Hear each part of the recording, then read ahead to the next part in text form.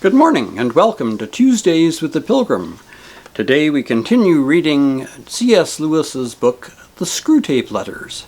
And just a heads up, in case you didn't see the first part of this, the preface, this is a series of letters being written between two demons, one being the senior demon and uncle to the other demon. The senior demon's name is Screwtape, and the junior demon, the nephew, his name is Wormwood. So let's continue with our reading. Chapter 1. My dear Wormwood, I note what you say about guiding your patient's reading and taking care that he sees a good deal of his materialist friend. But are you not being a trifle naive?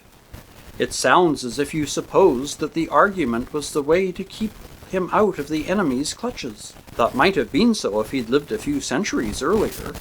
At that time, the humans still knew pretty well when a thing was proved and when it was not.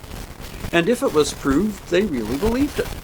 They still connected thinking with doing, and were prepared to alter their way of life as the result of a chain of reasoning. But what with the weekly press and other such weapons, we have largely altered that.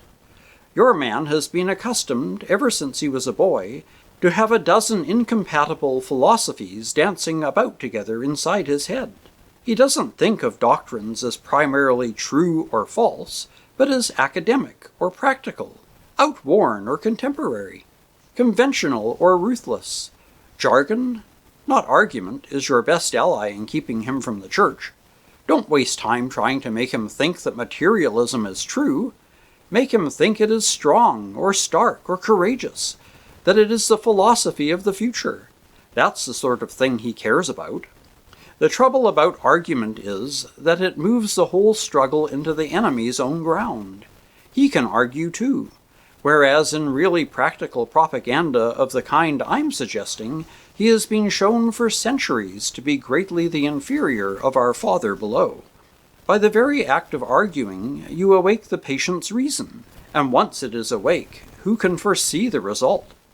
Even if a particular train of thought can be twisted so as to end in our favor, you will find that you have been strengthening in your patient the fatal habit of attending to universal issues and withdrawing his attention from the stream of immediate sense experiences.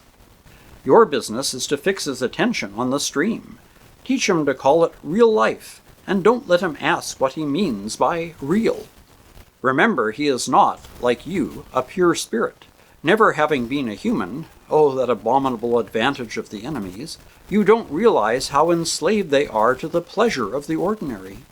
I once had a patient, a sound atheist, who used to read in the British Museum. One day as he sat reading, I saw a train of thought in his mind beginning to go the wrong way. The enemy, of course, was at his elbow in a moment. Before I knew where I was, I saw my 20 years' work beginning to totter. If I had lost my head and begun to attempt a defense by argument, I should have been undone.